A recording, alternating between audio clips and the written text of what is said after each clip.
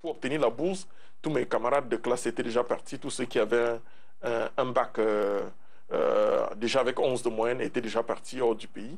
Et moi, j'étais resté très nerveux, donc il fallait trouver n'importe où pour partir à cette période. Et je m'en vais faire mécanicien agricole. C'est à la première année que je me rends compte que c'était une spécialité extraordinaire. Donc, quand j'arrive dans mon école, nous sommes deux Noirs, deux Camerounais dès le début, avant que un Burundais ne vienne nous retrouver. Paix à son âme, Olinga Sylvain Hubert, qui est décédé là-bas. Donc, ici, on se retrouve, on essaie de se battre.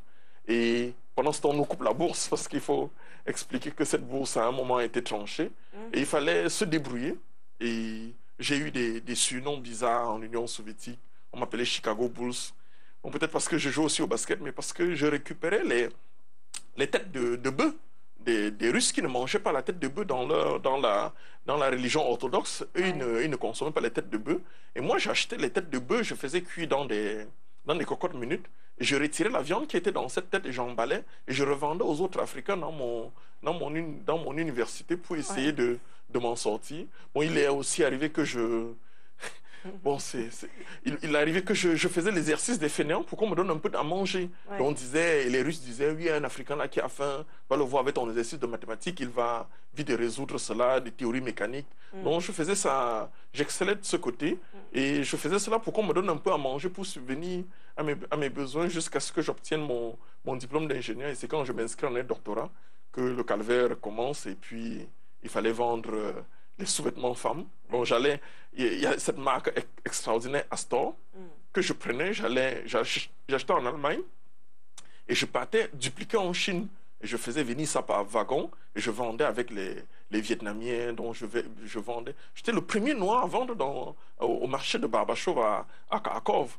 Et voilà, Et vous viviez où durant tout ce temps? Parce que ce que vous nous dites maintenant, c'est qu'après qu'on ait suspendu la bourse, c'était très difficile pour vous. Il vous fallait carrément faire le malin pour vous en sortir, pour manger. Mais comment faisiez-vous pour le loyer? Oui, en réalité, c'était une bourse de coopération. Dans cette bourse de coopération, il y avait la partie camerounaise et la partie russe. Dans la partie russe, c'était le logement. C'était le logement. Et peut-être vous avez des facilités dans le transport. Donc c'est la partie camerounaise qui était enlevée. Et moi, la partie camerounaise était restée. Mais bien évidemment... La partie russe, vous voulez dire? Oui, la partie russe était restée. Mais bien évidemment, il est important de signaler qu'à un moment, on m'avait surnommé Demain viendra. Demain viendra parce que... demain viendra parce que... quand on donnait la bourse, j'avais senti le danger venir très longtemps et je disais aux Camerounais, aux autres compatriotes, divisons la bourse qu'on a par rapport aux 6 ans qu'on a encore à faire ici. Ils disent, mais on vivra, on n'aura rien à vivre avec. J'ai dit, on ne sait jamais, gardons et puis on va mieux vivre après. Donc quand je divisais, et c'est moi qui faisais maintenant des prêts à des Camerounais pour qu'ils puissent... vivre en attendant cette bourse. Et à chaque fois, on me faisait les procurations pour aller prendre la bourse. Donc, quand la bourse venait à certains moments, donc 50%, 30%, j'étais obligé d'aller seul à l'ambassade à Moscou pour prendre la bourse des gens de ma ville parce qu'ils vivaient déjà tellement sur des dettes que le reste d'argent me revenait parce que il y avait un petit taux d'intérêt que je récupérais. Donc, c'était un petit jeu dans lequel on se situait. C'était très difficile jusqu'à ce que je me lance dans ce marché où je commençais à vendre des sous-vêtements, je vendais des... Et vous avez pris le capital où?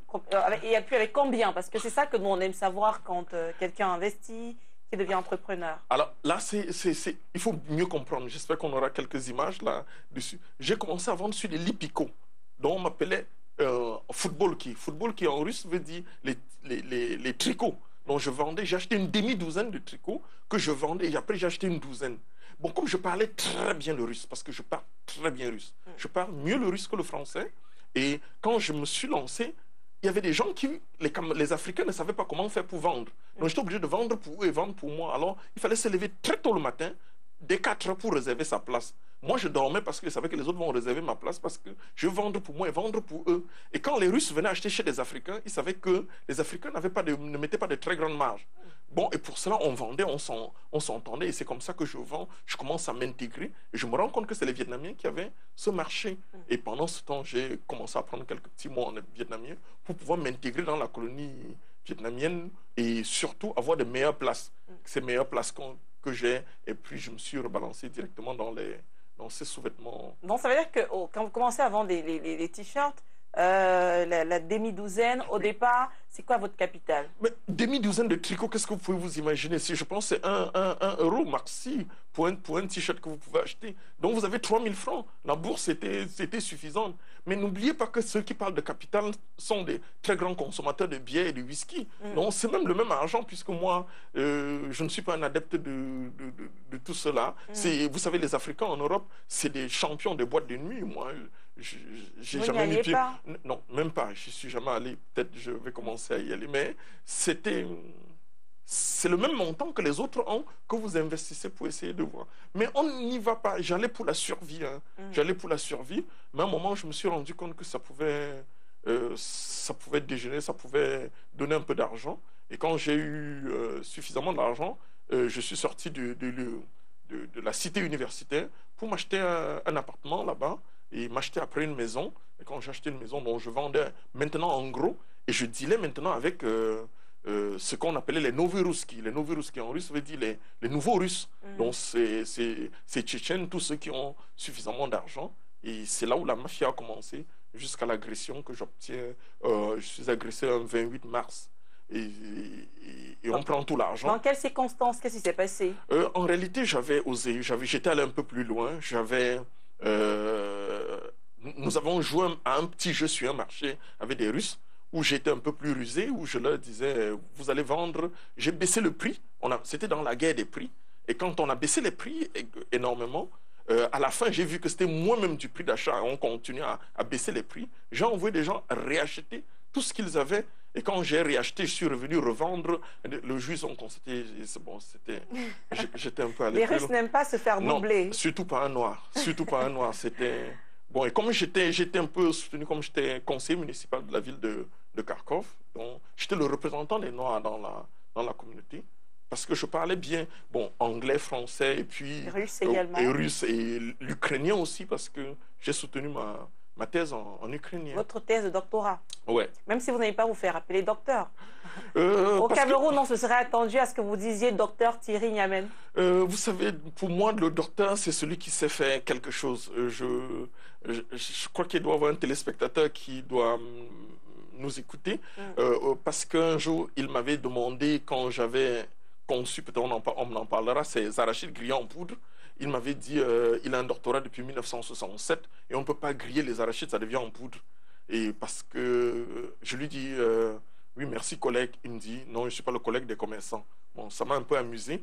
Quand on est allé sur le plan scientifique, il a compris que les arachides grillés en poudre, il fallait un peu réfléchir un peu plus. Et que vous étiez effectivement son collègue, parce que vous étiez docteur également. Puisque je lui ai posé trois petites questions. Je lui ai dit, mais la canne à sucre est liquide, comment est-ce qu'on peut l'avoir en poudre? Le cacao qui obtient de l'huile, pourquoi on peut l'avoir en poudre? Et si le lait de vache, on peut l'avoir en poudre, pourquoi quand je vous dis qu'un Camerounais peut faire les arachides grillés en poudre et que c'est unique au monde, pourquoi ça vous dérange? Je crois qu'à ce moment-là, il a compris qu'il avait affaire... Bon, j'aime pas le mot docteur, peut-être c'est pas ça.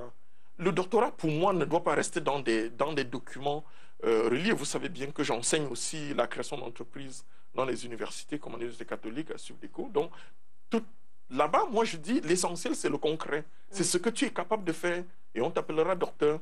Surtout que je ne sais pas où se trouvent tous ces documents. Et vous n'êtes pas un peu mal à l'aise souvent quand vous regardez les intellectuels camerounais qui se font appeler docteurs quand certaines fois ils n'ont même pas ce doctorat, parce qu'il y a aussi pas mal d'usurpation de titres?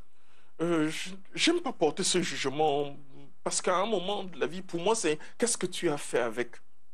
Vous savez, qu'on parle de Steve Jobs ou tous les autres grands de ce monde, à la fin, ce n'est pas... Évitons ce mot de la paperasse. Oui, vous avez un parchemin. Et si votre doctorat ne sert à rien, ne sert pas à votre communauté, si un jeune ne peut pas trouver de l'inspiration derrière vous, à quoi sert ce doctorat, même si vous avez 4 parchemins? Ça ne sert à rien de les aligner. Moi, je pense qu'il faut qu'on passe de ce culte de l'envie de démontrer, oui, voilà, photocopie, je recrute tous les jours. Mais quand quelqu'un vient devant vous et vous dit, je suis tel, voilà mon dernier diplôme, je lui dis, c'est pas ça qui m'intéresse. C'est qu'est-ce que tu sais faire? Qu'est-ce que tu sais faire? Et je peux vous assurer que j'ai fait... mon tonton, qui est en même temps mon père, qui sûrement m'écoute aujourd'hui, me dit, quand je faisais un stage au niveau des brasseries, il m'a demandé, mais qu'est-ce que tu sais faire? Je lui dis, j'ai eu un bac avec mention. Il me dit, tu sais faire quoi? J'ai dit, bac avec mention. Mention assez bien. Il me dit, ça ne veut rien dire aux brasseries. Il m'a envoyé trier les bouteilles. Et cette histoire m'avait chamboulé la tête et j'ai compris que dans la vie, c'est ce qu'on sait faire. Intellectuel ou pas intellectuel, je ne sais pas là où il y a la limite de tout cela. C'est qu'est-ce qu'on sait faire. D'accord. Alors, vous avez vécu toutes ces choses et puis vous revenez au Cameroun plus tard. Oui. Après vos sous-vêtements oui, vendus en Russie, après l'agression. Et d'ailleurs, on n'a même pas bouclé concrètement avec l'affaire de l'agression. Comment ça s'est terminé? Oui, je suis opéré et puis je me rends compte que tous mes biens étaient partis. Tous mes biens étaient partis et je me dis, si je continue à acheter, vendre, sûrement ça va pas aller. Il faut créer l'industrie, il faut rentrer en Afrique. C'est à ce moment-là que je comprends encore l'avantage d'être en Afrique. Je me suis dit non, dans mon pays, sûrement personne ne devrait m'agresser, on ne devrait pas m'appeler nègre. Non, j'étais bouleversé et j'ai dit, je vais monter un projet. Mais même ça, parce qu'il faut que j'explique bien le déclic, c'est que je demande à ma mère de m'envoyer la pâte d'arachide. Donc après 7 ans en Union soviétique sans consommer cette pâte d'arachide que j'aime bien, je demande à ma mère de m'envoyer la pâte d'arachide. On avait un de nos compatriotes, son père travaillait à Air France, qui avait la possibilité de porter n'importe quel colis que vous avez au Cameroun gratuitement. Donc j'ai eu maman au téléphone le matin, je lui ai dit, maman, je veux la pâte. Imaginez-vous, fils unique d'une maman qui vous demande la pâte. Elle était très ravie. Et qui est en Europe. Et qui est en Europe. Donc elle fait la pâte, elle grille les arachides, mais arrivé au moulin, il y a coupé de courant. Quand il y a coupé de courant, elle arrive à l'aéroport en retard. Parce qu'à ce moment-là, elle n'avait plus sa pierre à écraser, ni le moulin à main. Donc elle savait qu'elle allait dans les moulins du quartier. Et pendant qu'elle cherchait dans les quartiers de la ville de Douala, là où elle pouvait trouver un moulin, elle est venue en retard. Mais comme j'avais déjà eu maman au téléphone, donc je me suis déplacé sans confirmation si elle avait envoyé dans la ville de Kiev. Arrivé à Kiev, pendant qu'on était dans la chambre de cet étudiant, il nous a demandé, maman n'était pas à l'aéroport. Il dit non, tu peux pas dire ça. Il me dit non, ta mère n'était pas là. Je rappelle maman, elle me dit il y a eu coupure de courant. Je lui pose la question, mais est-ce qu'il n'y a pas des pâtes prêtes à l'emploi? Est-ce que c'est aussi difficile? Et je raccroche étant très nerveux. Mais ce qui est curieux, c'est que le jour où j'invente la machine, je lui dis je veux rentrer au Cameroun, avait fait la pâte d'arachide. Elle me dit espèce de rancunier. C'est toujours cette pâte que tu as gardée à travers. Et je lui dis non, il faut qu'on rentre faire quelque chose. Surtout que je cherchais de l'emploi. Parce que, sûrement dans vos recherches, vous savez que j'ai fait 750 demandes d'emploi. Et les Camerounais se demandent est-ce que c'était possible. Mais c'est possible. Quand vous regardez la nuit, vous regardez, vous écrivez partout. Oui. Vous êtes un grand ingénieur, vous pouvez faire ceci. Et personne ne vous répond. Donc je pense que c'est avec cette rage, de cette déception, avec cette pâte d'arachide et tout ça qui me fait concevoir cette machine qui est unique au monde, dont j'ai un brevet d'invention à l'Organisation mondiale de la propriété intellectuelle. Et qu'est-ce qu'elle fait exactement, la machine? Et combien de temps est-ce que les travaux de conception ont pris? Effectivement, je bascule, je change directement Après cette déception, je m'en vais voir mon directeur de thèse, le professeur Ivan Vassilievich Morozov. Je lui dis, moi je ne veux même plus de sujet que nous avons eu à traiter. On va écrire un article dessus, on laisse. Il me dit, tu vas perdre un an. Je lui dis, non, ça ne fait rien. En 2 ans, il faut qu'on fasse quelque chose. Il me dit, qu'est-ce que tu veux faire? Je lui dis, les arachides, la farine d'arachide. Il dit, qu'est-ce que ça veut dire? Je lui dis, non, c'est pour l'Afrique. Je vais vous expliquer ça après. Mais il me faut concevoir une machine pour cela. Et ça m'a pris les 2 ans qu'il fallait. Quand je soutiens, je veux même mon brevet. Je veux même mon brevet parce qu'à ce moment, c'était en collaboration avec l'université qui, après l'usine de tracteurs agricoles de Kharkov, là où je travaillais, on m'a rebalancé dans cette usine d'armement où on transformait les chars en tracteurs agricoles. Et là où j'avais de la ferraille gratuitement. Et c'est là où j'ai commencé à faire le prototype de cette machine qui a eu un buzz extraordinaire à la première chaîne de télévision russe où il y avait 200 millions de téléspectateurs qui ont regardé parce qu'il fallait expliquer cette machine en russe. Et vous pouvez vous imaginer que toutes les propositions fusaient. Et là, j'avais l'impression que quand je vais rentrer au Cameroun, je serai un héros. Donc, j'étais sûr que... La machine qui fait de l'arachide grillé en poudre. En Europe, si je viens au Cameroun, je suis sûr que comme les lions indomptables, on va m'accueillir. Mais je peux vous assurer que mal m'en a pris parce que les premières personnes qui me demandent ce que je suis venu chercher au Cameroun, c'est encore ma propre mère. Ouais, et ça devient très compliqué. Voilà. Et quand vous revenez donc, ça se passe? Vous avez votre machine, vous n'avez pas cette reconnaissance normale, beaucoup ne vous connaissez certainement pas. Mais là, comment vous faites pour vous en sortir? M'en sortir, peut-être, j'étais dos au mur. Parce que quand j'ai pris mon billet d'avion, j'ai pris un billet aller simple. en passant par la France, où les amis m'ont dit non, tu as la possibilité de rester ici, chercher un petit bout de papier, faire un petit séminaire quelque part ici, on te donne et tu mets ça, tu vas vite trouver le boulot au pays. Je leur ai dit non, j'ai un conteneur qui est en train d'arriver au port. Quand je dédouane, il n'y avait même pas où garer la machine.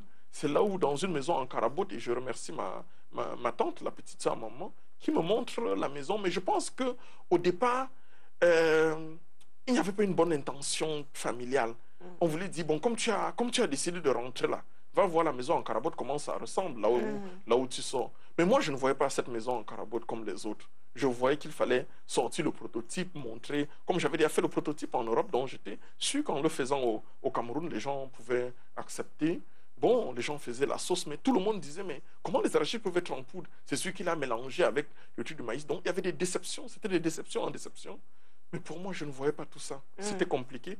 Et j'ai eu encore cette chance qu'à la fin, ma mère était encore mon premier employé. Et pour la petite histoire, elle a eu 8 jours de mise à pied pour absence injustifiée.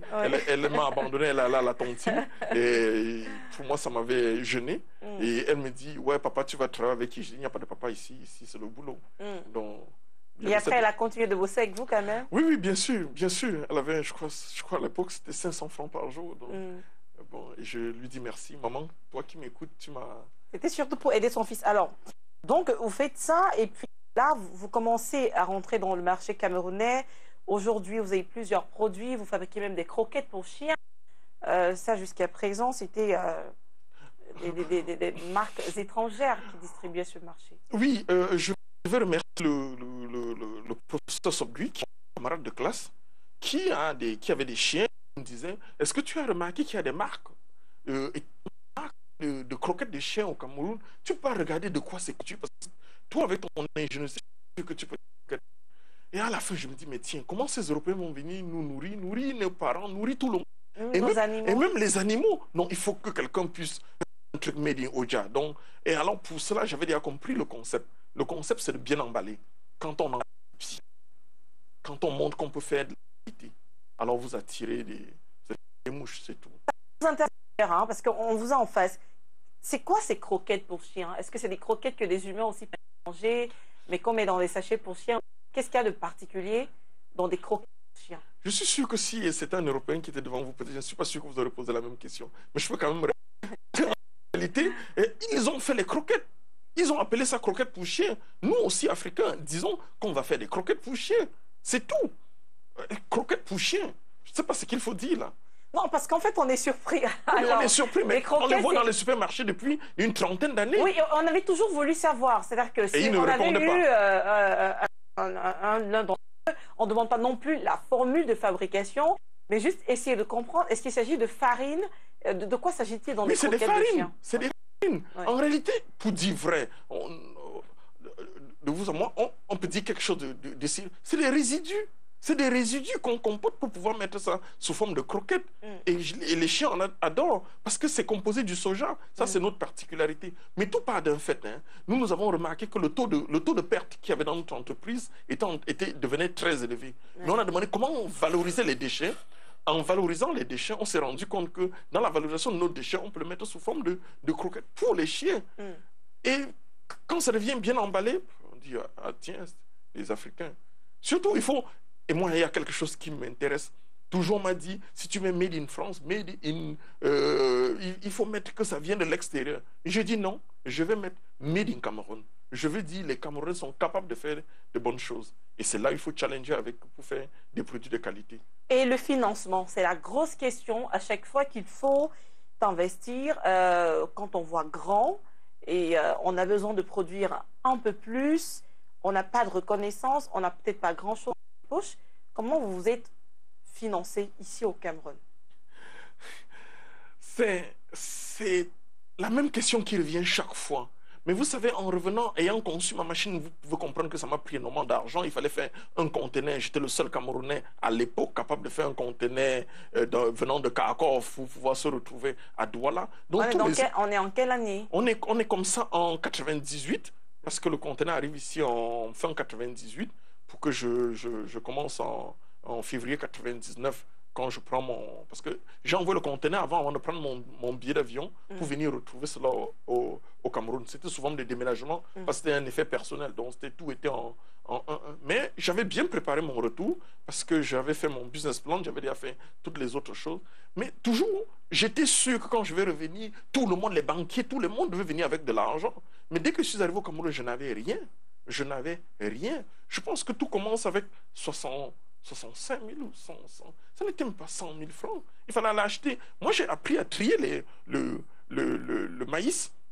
Non, surtout les arachides ici au marché des oignons à côté de la prison. J'avais garé la voiture et je suis parti trier les arachides pour apprendre comment on trie. Mais il y a même des femmes qui m'ont dit, voilà un indice, après on m'a chassé du marché. Parce que c'est ceux qui ne viennent pas trier. Parce que je venais me mêler dans la foule pour apprendre à faire un métier. Parce que j'étais sûr que je devais être le seul employé de mon entreprise. Je savais que... Je voudrais signaler ici aux jeunes qui nous écoutent. Il faut oublier la notion d'argent. C'est ça qui nous bloque. Si vous lisez par exemple La magie de voir grand d'un auteur où le nom m'échappe là, c'est une question, c'est dans le cerveau. C'est la perception qu'on a de soi. C'est de voir grand. Quand on voit grand, on attire autour de soi des grandes personnes. Parce que, qu'est-ce qu'il fallait faire? J'avais une machine, j'avais le prototype. Et quand vous avez un parcours, quand vous avez un passé régulier, sérieux, il y a un... Il n'aime pas quand je parle de ça.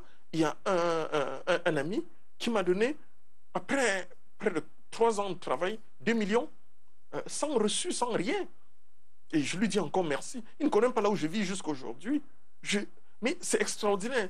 Dû à quoi? Dû à un comportement que vous avez eu au lycée.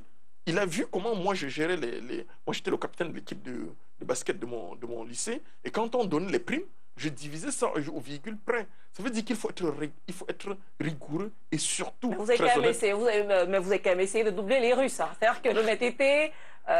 non. Par moment... Je peux vous comprendre, oui. Mais nous sommes en affaires. J'ai utilisé la ruse. J'ai utilisé la ruse qui peut être très différente de...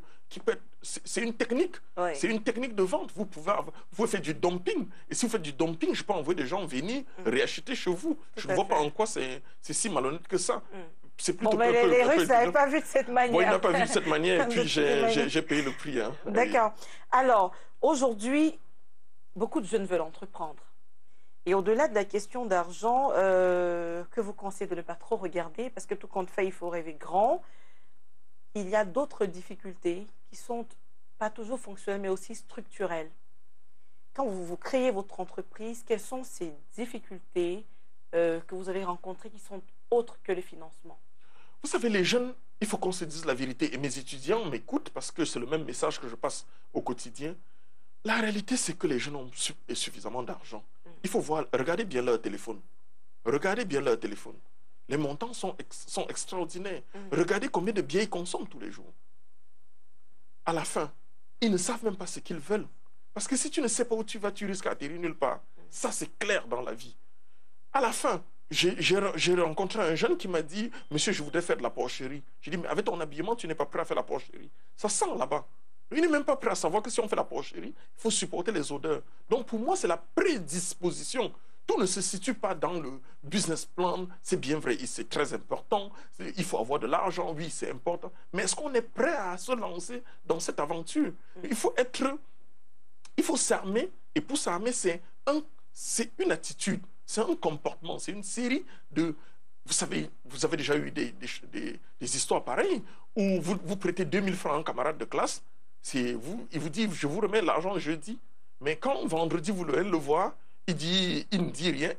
Vous regardez, il ne dit rien. Mardi, il ne dit rien. Et dès que vous demandez, il vous dit, est-ce que c'est pour 2000 que tu veux me faire? Donc, les gens ne sont pas... Vous savez, c'est la manière avec laquelle vous vous comportez. Parce que notre passé parle à notre place. Quand on est cohérent, souvenez-vous, je vous ai dit là en off, qu'est-ce qui se passe dans les lycées? Comment peut-on expliquer que des jeunes Camerounais font la tontine alors qu'ils ne sont pas... On dit dans le lycée, non, il y a la tontine le week-end. Comment un élève peut faire de la tontine? Ça veut dire qu'il n'a pas un revenu stable, mais il veut déjà garder. Faire l'économie, c'est 10% de ses revenus. Ça veut dire que si on n'a pas un revenu, on ne peut pas compter sur le dépannage pour aller faire un certain nombre de choses. Ça peut être discuté, mais je voudrais dire que dans la création d'entreprise, la prédisposition de créer l'entreprise est très importante. Il faut bien se former. Je disais encore que certains des gens de l'Afrique de l'Ouest, vous savez que dans un moment, ces pays qui nous ont déjà doublés en passant, certains venaient chercher 50 000 pour venir au Cameroun. Mais pendant ce temps, les Camerounais cherchaient 2 millions pour aller hors du pays. Ça veut dire qu'il y a un problème. Le problème est ailleurs. Le problème est dans la manière de penser. Il faut changer notre façon de faire. Qui, comme le dit souvent, on nous a dit de ne pas accuser, de ne pas chercher toujours à se plaindre, mais de regarder devant et de chercher à commencer. Parce que quand on ne commence pas, on dit oui, un jour, suivez bien les commentaires des jeunes. On parle de l'argent d'autrui, on parle d'argent des taux, on parle d'argent des autres. Mais qu'est-ce que nous-mêmes on fait? Il faut agir, il faut oser. C'est l'audace. Pour moi, toujours tout demande, on veut voir les feuilles. On ne voit pas comment est-ce qu'on a dû galérer. Même dans votre parcours en tant que journaliste, quels sont ceux qui ne vous ont pas vu lutter? Donc dans la vie, il faut toujours se dire, je vais poser un pas, gagner mon pas et faire un autre pas. C'est pour cela que dans les escaliers, vous voyez, il y a des escaliers et une marche de repos. Donc on va étape par étape. Ne brûlons pas les étapes. Et c'est quand on ne brûle pas les étapes qu'on peut arriver très loin. Quelles que soient les difficultés sur le chemin. En réalité, il n'y a pas de difficultés qui existent. Ce sont plutôt des opportunités. Moi, je ne vois pas les difficultés dans ma vie. Mais si vous me dépassez, qu'est-ce que je fais? Mais je vous contourne. Je ne suis pas obligé de vous bousculer. Tous les combats ne sont pas à mener. Dans la vie, il faut... Je ne sais pas. Peut-être je suis un peu... J'aime tellement ce que je fais que je ne vois pas les difficultés. Je sais qu'il y a des difficultés. Je sais que on va dire le Cameroun va mal. On va dire tout ce qu'on veut dire. Mais à la fin, il faut commencer quelque chose. Peut-être même c'est dans les crises qu'on crée des choses extraordinaires. Le Cameroun aujourd'hui consomme du riz, majoritairement importé.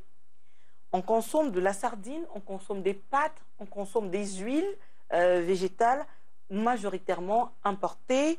Et on est donc dépendant sur le plan alimentaire jusqu'à un certain niveau de l'Occident, de l'étranger. Et là, vous dites, on peut rêver. Et si on veut commencer à rêver, il faut bien regarder la carte du monde. Pourquoi la carte du monde? Oui, cette histoire de la carte du monde, c'est qu'en réalité, les Européens nous ont trompés. Ils nous ont trompés plusieurs fois. Ils nous ont trompés dans la carte. Vous savez bien ce que veut dire à l'échelle 1 sur 500. Tout le monde sait de quoi il est question. Mais expliquez-moi par quelle magie on nous montre l'Europe en haut et l'Afrique en bas. Vous savez bien quand quelqu'un va là en Mbeng, il dit je monte en Mbeng. Voilà. Non, en Mbeng, on ne monte pas, on descend. Regardez le globe. Nous sommes où? Nous sommes à l'équateur. Donc pour aller en Europe, on descend. Mais chez nous, on dit on monte en Mbeng. Parce qu'on s'est dit, l'Europe, c'est là où c'est bien. Et quand vous regardez la Suisse, mais est-ce que la Suisse dépasse la province du Sud-Ouest? Mais regardez bien sur la carte, la dimension de la Suisse est pratiquement égale à la dimension du Cameroun. Donc c'est 10 fois. Donc ça veut dire qu'ils ont truqué la carte, ils ont menti sur la carte. C'est à dessein. Et vous dites que la carte du monde est fausse d'ailleurs. Pas seulement moi qui le dis, c'est-à-dire que c'est dit, tout le monde le sait, on sait que c'est faux. On sait que c'est faux. Je n'invente rien. C'est une carte, le Mozambique, quand vous regardez le Mozambique et la Finlande, vous avez l'impression que les deux, pourtant l'un c'est 10 fois l'autre. C'est quoi? C'est cette façon, on nous a même fait croire que si vous êtes salarié, quand les Européens viennent, ils vous inculquent, ils vous poussent à aller cultiver et le cacao et le café pour après vous dire que le prix a baissé. C'est-à-dire, ils s'entendent quelque part là-bas dans une maison et ils viennent vous dire que les choses ont baissé. Pour moi, ils ne sont pas des super-hommes. Nous pouvons faire mieux. Et la civilisation, en réalité, comme disait à un séminaire, on nous a appris, we were the king. Tout commence en Égypte. La mathématique, tout vient de l'Afrique. Donc, si nous, déjà, nous partons perdants dans la manière avec laquelle nous voyons, je ne vois pas comment est-ce qu'on va réussir. Et c'est pour cela que c'est supposé... j'aime pas ce challenge. Et surtout, peut-être, on m'appelait suffisamment nègre et ça m'a un peu révolté. Mais à la fin, nous pouvons faire mieux. Nous pouvons faire mieux. Et on peut faire mieux, vous le pensez tellement, vous dites même que à l'horizon 2050, l'Afrique pourrait devenir première puissance économique devant l'Europe et l'Amérique. C'est pas moi qui le dis. Peut-être vous avez déjà eu à recevoir ici Jean-Pierre Oui, mais parce qu'en même temps, j'ai lu les documents que vous m'avez envoyés, donc je sais que c'est votre pensée que je traduis. Oui, ça c'est clair. Je suis d'accord avec cela parce que c'est pas nouveau. Est-ce que vous savez qu'il y a plus de Portugais qui parlent, les Portugais qui partent plus en Angola que les Angolais qui partent au Portugal? Ils vont revenir en Afrique. Quels sont les meilleurs pays? Quels sont le taux de croissance dans notre pays en Afrique? Et de combien? On vous parle de 0,01% en Europe, pendant qu'on parle de 6%, il y a même des pays qui sont à 2 chiffres. Ça veut dire que c'est l'Afrique qui détient le pouvoir demain. Oui, mais justement, est-ce qu'on détient le pouvoir parce qu'on a le plus de ressources? Est-ce que ceux qui sont premiers, c'est parce que ce sont eux qui avaient les sous-sols les plus riches? Non, vous savez, ce débat m'a toujours un peu gêné, juste parce que j'estime que si nous décidons, le pouvoir d'achat se trouve où? Je vous prends l'exemple des supermarchés qui se trouvent peut-être dans la ville de Yaoundé, où un supermarché peut faire 10 millions par jour. Mais le soir, le propriétaire part reverser 8,5 millions au propriétaire. Ça veut dire à la fin que c'est nous qui faisons tourner les usines en Europe. Allez voir dans les supermarchés, où sont les produits camerounais? Où sont les produits de chez nous? Ça veut dire que c'est nous qui faisons tourner les usines. Quand quelqu'un nous dit, nous demandons, envoie-nous quelques euros. Mais les euros là, c'est parce que les usines fonctionnent 24 sur 24. Et qui paye? C'est nous. Le pouvoir d'achat, c'est dans notre poche. Donc pour moi, au niveau des ressources ou pas, celui qui dicte la loi, c'est celui qui dépense. Donc c'est à nous de décider où est-ce que nous allons donner notre argent. Et si on donne notre argent là où nous savons, on n'aura pas besoin des accords de partenariat ou d'autres. Ils vont signer tous ces accords, mais ils viendront voir que nous avons décidé autrement. Donc je crois encore au fait que c'est nous qui devons décider. Oui, et l'industrialisation de l'Afrique aussi va poser un problème. Tant qu'on n'est pas industrialisé et qu'on a ces ressources, il faudra bien qu'on les vende, puisqu'on n'arrive pas à les exploiter nous-mêmes. À les transformer, je veux dire. Oui, vous savez, au niveau de la transformation, c'est très gênant quand je m'assois dans un restaurant et que je vois que le cure-dent vient d'ailleurs. C'est-à-dire que le bois, je vois des grumiers qui traversent partout non loin de nos bureaux tous les jours. Et je me demande, qu'est-ce que nous avons fait, qu'est-ce que nous faisons même de nos propres ressources. Il faut commencer quelque part. Vous savez, pourquoi nous bloquons à un certain moment? On dit, non, il nous faut 15. Peut-être à l'échelle 15. Mais on n'a pas 2. Mieux vaut 1 que 2, tu auras. Ça veut dire qu'il faut travailler. L'industrialisation, vous savez, souvent, on bloque. Au départ, dans le temps, moi, je savais qu'on ne pouvait jamais avoir, un jeune ne peut pas avoir une usine. Parce que l'usine, c'est pour les grands. C'est pour ceux-là. C'est pour ceux de l'au-delà. Mais quand vous allez ailleurs, on vous montre comment on peut conditionner du champagne au sous-sol. Ça veut dire qu'il y a des choses qu'on ne veut pas nous montrer. Il y a des choses qu'on ne veut pas nous faire voir. Vous allez maintenant en Asie, vous allez trouver des petites machines capables de vous faire, que ce soit des beignets, que ce soit de l'industrialisation va commencer. Qui ne veut pas nous faire voir? Vous savez, les médias nous montrent autre chose. Et dans cette guerre, je suis très mal placé pour vous expliquer un peu comment est-ce que ça se gère. En réalité, nous avons des possibilités de pouvoir réussir. S'il faut industrialiser notre pays, il faut commencer quelque part. Il y a un transfert de technologie. Nous ne disons pas que nous pouvons vivre en vase clos. Non, je ne dis pas cela. Mais il faut savoir où se trouvent nos intérêts. Nos intérêts, c'est pour que les gens viennent dans des coopérations, pas venir nous vendre ce qu'ils ont produit chez eux, mais qu'on vienne produire chez nous pour aller vendre de l'autre côté. J'ai déjà eu des contrats où même certains concurrents me demandent de produire pour eux au Cameroun, mais quoi? Le produit qu'ils ont fait chez eux, pour que je conditionne pour revenir vendre dans mon pays. Je trouve que c'est triste de penser ainsi. Il faut que ce soit fait chez nous, et je pense qu'avec ça, la valeur ajoutée, c'est les créateurs de richesse. Malheureusement, chez nous, vous savez, j'ai rien contre les fonctionnaires, mais ils sont jamais plus riches que les hommes d'affaires. Oui, d'accord. On va finir maintenant en parlant des risques qu'il faut prendre pour créer ça, que ce soit sur le plan personnel ou même que ce soit l'État. Vous dites il faut prendre des risques, il ne faut pas avoir peur. Mais la question, c'est quelle est la limite entre l'excès de risque et la prudence? Vous savez, le manque de prudence et l'excès de prudence, c'est très dangereux. C'est très dangereux, ces extrêmes. Le mot peur, j'aime pas. Je l'ai même exclu de mon vocabulaire. Ça ne devrait pas exister. Il faut prendre du recul. Il faut regarder vers où on est en train d'aller. Il faut se préparer. Et dans votre question, je sens que dans le risque que nous voulons prendre, on parle des risques calculés. On ne parle pas d'aller en aventure. Il faut faire un plan d'affaires. Il faut préparer sa trajectoire. Il faut se projeter sur 5 ans. Il faut se projeter sur 10 ans. Et c'est quand on se connaît soi-même qu'on peut faire une telle projection. Parce qu'à un moment, nous-mêmes, on ne se connaît pas. On ne sait pas quelles sont nos forces, quelles sont nos faiblesses. Vous savez, le risque d'entreprendre, c'est de savoir qu'on n'aura pas de week-end. Oui. Vous savez, il y a des gens qui... Comment est-ce qu'on peut expliquer qu'on dit qu'on sera émergent 2030, j'y crois pas beaucoup, parce que je me demande qu'est-ce qu'on fait pour... Il faut changer, il ne faut plus dormir. Mais si les gens, vous voyez des jeunes qui vous disent qu'on fait la grasse matinée, comment est-ce qu'on peut progresser? Quel est le risque qu'on peut prendre en continuant à faire de la grasse matinée? Et s'ils n'ont pas d'idée pour créer comme vous? Les idées... Parce qu'il faut l'idée avant tout, on est d'accord. Ça c'est clair, il faut une idée, mais... Est-ce que tout le monde a l'inspiration que vous avez? Je ne voudrais pas... vous savez, mon parcours est non standard. Moi, je parle d'une déception. Qui n'a pas encore eu une déception? Je peux vous assurer que j'ai toujours aimé voir des jeunes filles avec des ongles bien mis. Mais le jour où on m'avait dit que ces ongles étaient posés, là, j'étais très amer. Je dis, donc même on a pu fabriquer des choses qui montrent comme si... Parce que je n'arrivais pas à garder mes ongles. Mais quand j'ai vu que des femmes avaient des ongles, je pensais, ah non, elle fait ça bien parce qu'elle doit avoir... Mais on se rend compte que c'est des choses qu'on... Donc, c'est à partir des idées. Je vais vous prendre l'exemple d'une idée qui a gagné un grand prix en France. C'était des camarades de classe qui voulaient ouvrir la sardine. Et pour ouvrir la sardine, mais on a donné l'ouvre-boîte à un gaucher. Et le gaucher, avec sa main droite, n'a pas pu, parce que c'est avec la main gauche qu'il... Et je vous assure, il n'a pas pu ouvrir. Pourquoi il n'a pas pu ouvrir? Parce que l'ouvre-boîte avait été conçu pour les droitiers.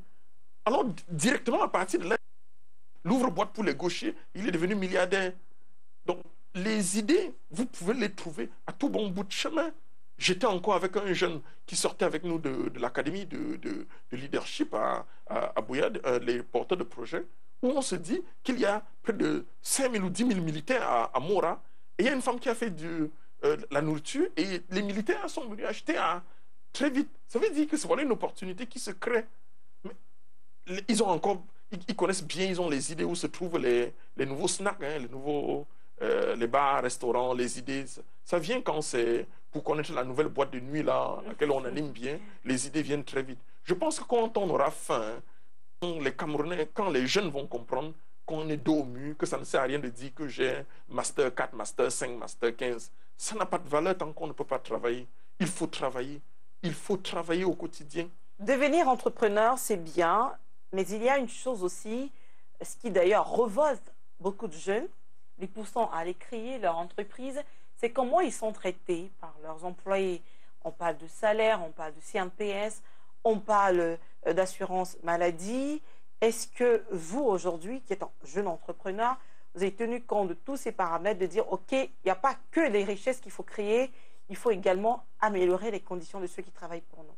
Je vais vous dire quelque chose de façon sincère. Une structure comme la nôtre ne peut tenir, ça fait aujourd'hui 15 ans, ne peut tenir que si ce paramètre important. Une entreprise n'est riche. La richesse d'une entreprise sont ses hommes. C'est les personnes avec qui vous allez. Il faut être franc, il faut être ouvert, il faut être transparent. Quand on travaille avec des gens et on a une vision, quand les gens partagent votre vision, ils vous suivent même sans moyens. Ils vous suivent, ils sont prêts à mourir pour ce travail. C'est normal d'affilier, c'est normal de payer, de payer tous ces taxes. Et vous faites ça? Oui, bien sûr. Bien sûr. Pourquoi pas? C'est normal. Mais je me protège, je les protège.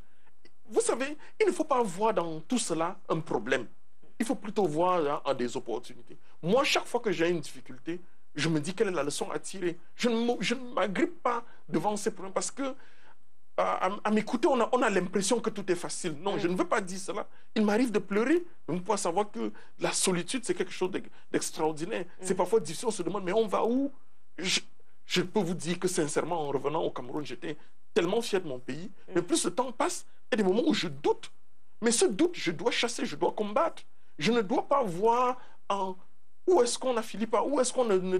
Vous savez, pour que je me retrouve ici, ça veut dire qu'il y a des gens qui travaillent. Oui. Ça veut dire que j'ai des collaborateurs à qui il faut faire confiance. Mais pensez-vous que je suis parfait? Non, je ne suis pas parfait. Vous ne pouvez pas chercher la perfection. Mais il faut tous les jours chercher à s'améliorer.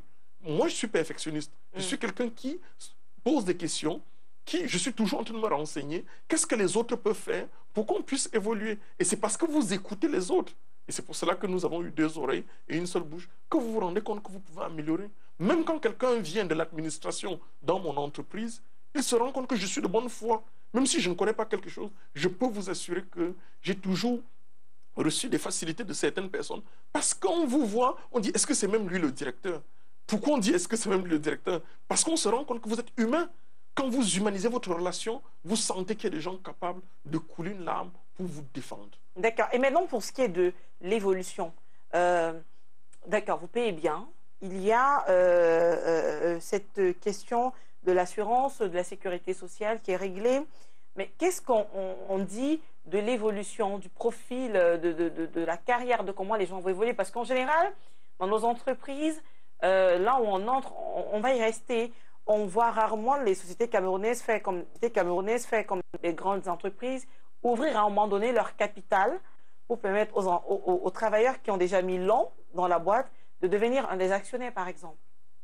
Je ne veux pas changer le sens de votre question, mais il serait important qu'on ne mystifie pas, qu'on ne mette pas des choses très grandes. Nous parlons, je pense que ceux qui nous écoutent attentivement, c'est ces jeunes qui veulent commencer.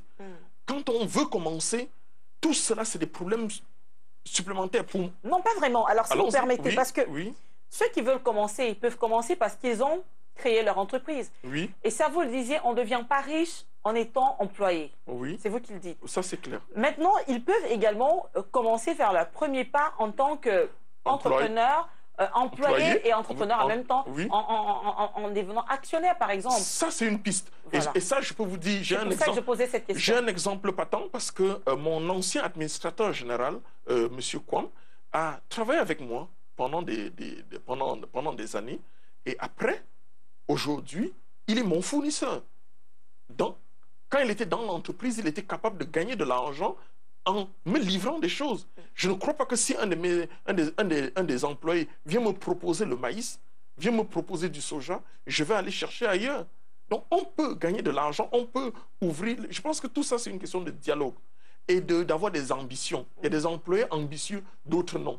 Il y a des gens, si vous leur donnez 50 000, ils vont diviser ça par 30 jours et ils vont vivre dans leurs 50 000. Ils vont toujours voir même plus bas. Mais pourtant, il y a d'autres qui ont des ambitions, mais au lieu de chercher seulement à voler, mais ils disent non, on peut plutôt travailler, faire des propositions pour que l'entreprise grandisse. On peut sous-traiter. Je ne crois pas que dans une entreprise, on cache plus de gros à un employé. Connaître et avoir un point sur lequel il gagne, que l'argent travaille pour lui. Cette façon de voir est importante. On peut ouvrir le capital, mais vous savez, pour ouvrir le capital, il faut être même dans une SAR, il faut être dans une... Vous puissiez avancer. Mais je suis persuadé que si le dialogue est franc, si on est ouvert et si on a des personnes ambitieuses, je peux vous assurer que ça va aller. Parce qu'il y a des gens, quel que soit ce que vous allez dire, ils seront seulement employés. Ils ne veulent même pas voir au-delà de ce qu'ils peuvent gagner. D'accord. Maintenant, sur la question de l'entrepreneuriat, c'est qu'est-ce qui fait que beaucoup de nos entrepreneurs, surtout ceux qui ouvrent les PME, PMI, qui se plaignent des finances, qu'est-ce qui fait qu'ils ont du mal à accepter d'être partenaire avec quelqu'un? Ils veulent absolument de l'aide qui vient de la banque, mais ils acceptent difficilement de l'argent qui viendrait de quelqu'un qui dit « Ok, je rentre dans le capital de l'entreprise ». C'est vrai ce que vous dites. Je pense que c'est vrai, mais ce n'est pas nouveau. C'est un peu camerounais, c'est-à-dire que la solitude, nous aimons aller toujours dans la notion de groupe, d'association. C'est toujours quelque chose de très mal perçu chez nous. Moi aussi, j'ai été déjà approché par des gens, mais vous savez, ce n'est pas tout le monde qui a la culture entrepreneuriale. Il y a des gens qui vous donnent l'argent samedi et lundi, ils vont venir vous demander si ça produit des intérêts. C'est-à-dire qu'ils ne comprennent même pas à quoi sert de l'argent. C'est possible, mais vous pensez même que ces banques... il y a de l'argent dans les banques? Je ne crois pas. Pourquoi? Je ne crois pas parce que on ne prête qu'aux riches en réalité. Bon, mais il y a la possibilité pour d'autres personnes, comme pour mon cas, maintenant où je suis submergé, je me demande, il faut à tout prix, je ne peux plus travailler seul, et donc j'ai besoin de gens qui peuvent venir entrer dans le capital sans problème. Mais je pense qu'il doit, pour moi, on n'accepte pas tout le monde dans le capital. Tout n'est pas une question d'argent. Il y a des préalables. Il y a des préalables. Il faut avoir une vision, il faut partager la vision. Ce n'est pas parce qu'on m'a... Et vous savez, on dit celui qui paye commande la musique. Ce n'est pas toujours le cas chez des entrepreneurs parce que un responsable, quelqu'un qui a créé son business, il a une vision, il veut savoir qu'il y a des gens qui partagent. Tant qu'on ne partage pas la même vision, ce n'est pas de l'argent qui va nous faire partager la même vision. Il faut avoir des ambitions, discuter ensemble et voir comment est-ce qu'on peut aller pas à pas. D'accord, ça a été un entretien vraiment très riche. Maintenant, ça c'est la dernière question. S'il faut résumer ce que vous avez dit, surtout pour ce qui nous intéresse principalement ce jour, l'entrepreneuriat jeune, qu'est-ce que vous dites aux jeunes qui veulent se lancer dans la création d'entreprises, surtout d'une entreprise qui marche? Une entreprise ne marche pas au début, ou une entreprise qui va marcher. C'est-à-dire qu'une entreprise ne marche pas au début. Il faut d'abord bien se former. Oui. Aujourd'hui, les jeunes veulent jouer avec leur formation et je leur dis, on ne peut pas tricher à l'école. Si tu triches à l'école, tu vas retrouver cela dans ta vie professionnelle. Donc pour un jeune, il faut d'abord bien se former. Il faut être très discipliné. Malheureusement, chez nous, c'est quelque chose qui on pêche beaucoup. Quand on n'est pas discipliné, on ne peut pas créer une entreprise. Dès qu'on est bien formé, quand on est discipliné, il faut avoir une idée. Quand on a son idée, c'est une idée où vous pouvez être la seule personne à voir vers où vous allez. Et c'est à vous, pas la rage, pas la passion que vous mettez dans votre projet, vous attirez des gens vers vous et de savoir qu'il faut aller étape par étape. Quand on brûle les étapes, automatiquement, on a des difficultés devant. Et alors, il y a des canaux pour pouvoir bien structurer son entreprise, c'est-à-dire faire un plan d'affaires, un bon business plan, et se faire accompagner, et surtout écouter les autres pour voir dans quelle mesure on peut essayer d'évoluer, de progresser. Mais il faut oser, il faut commencer. J'aime pas, il y a trop de théories, tellement il y a tellement à faire dans notre Cameroun, dans notre pays. J'aime pas quand quelqu'un me dit je chôme. Pour moi, comme dit chômeur, c'est comme un cadavre. C'est quelqu'un qui n'est pas capable de bouger. Non, on peut bouger, on peut faire mieux, on peut travailler. Et pour travailler, dès qu'on a son histoire, dès qu'on a quelque chose à faire, dès qu'on a une passion, dès qu'on sait vers où on est en train d'aller, on va étape par étape. Et on est sûr, on se dit, on peut commencer, c'est les autres qui terminent. Donc il faut aller étape par étape et surtout ne pas vivre au-dessus de ses moyens. Les jeunes veulent vivre au-dessus de leurs moyens. Si vous avez une entreprise et que vous allez placer le niveau de vos dépenses au-dessus de vos recettes, automatiquement vous allez fermer. Donc chaque chose, ce sera une discipline de vie. Ne pas avoir des week-ends, avoir des journées à rallonge, savoir que la nuit sera toujours courte, savoir qu'on vous serez hué, parce que plusieurs fois j'ai été trimballé dans la boue parce qu'on vous traite de radin. Des gens font la comptabilité à votre place. Ils connaissent même combien vous gagnez. Ils veulent vivre sur ce que vous travaillez. Et à la fin, il faut bien choisir ses amis. Moi, je pense qu'un jeune qui choisit bien sa compagnie va toujours réussir. Vous allez voir que ceux qui ont échoué, c'est qu'ils disent non, on m'a traîné dans telle compagnie et depuis ce temps, je suis alcoolique ou alors je fais telle chose. Il faut avoir une bonne compagnie. Vous trouvez de bonnes personnes avec qui vous marchez, automatiquement vous allez réussir. D'accord. Alors, on va sortir de cette émission, mais vous avez parlé de solitude tout à l'heure. Vous êtes marié ou pas? J'aime pas répondre à cette question. Des enfants au moins ou pas?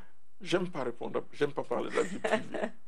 Merci. Vous pouvez garder ça pour vous, hein, on le comprend. Vous n'êtes pas agent secret au moins? Agent secret? Non, pourquoi pas. Ce sont eux qui aiment cacher leur vie, souvent bien ceux qui font des métiers à risque. Non, vous savez, dans la vie, à un moment, les gens, je préfère voir qu'on parle de mes réalisations. Donc, parce que dans la vie, quand on travaille, quand on est avec des gens, il faut respecter la vie des autres. Oui. Faire ce qu'on a à faire, sortir et éviter d'autres commentaires. Mais biographie, c'est-à-dire que Thierry Niamen, marié, père de 2 ou 3 enfants, jeune entrepreneur à la quarantaine, des biographies, en général, on les dresse avec tous ces éléments. C'est ce que les autres font. Oui. Donc, chacun n'est pas obligé de faire ainsi. Voilà. D'accord. Merci d'être venu sur ce plateau. Merci à vous de nous avoir suivis. On se retrouve très bientôt sur les antennes de STV. Et surtout, si vous voulez créer des entreprises, allez-y, prenez des risques. C'est ce qu'on retient ce soir. À bientôt.